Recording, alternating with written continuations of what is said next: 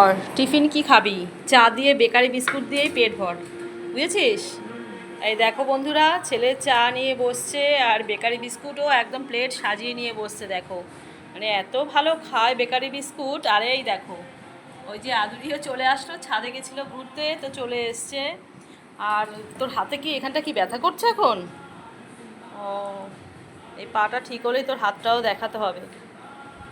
এই হাতটা কি হয়েছে জানো তো, মানে মেয়ের যখন বিয়ে হলো, তার 5 দিনের মাথায় ছেলের হাতে একটা সাইকেল নিয়ে পড়ে গিয়ে হাত এখানটা পুরো ভেঙে গেছে। তো তখন ছেলের বয়স ছিল 12 বছর। তো তখন ডাক্তাররা বলেছে যে সেট হয়ে যাবে, ছোট তো, 5 বছর আগের কথা বলছি। তো যে কারণেই হোক, সেটা কি হয়েছে, একটু গড়বড় হয়েছে, যে কারণে ছেলের মাঝে মাঝে এটা হয়। তো দেখাতে হবে ডাক্তার, পায়ের এটা সমস্যাটা ঠিক হলেই মাঝে মাঝে ছেলের এই ব্যথাটা হচ্ছে।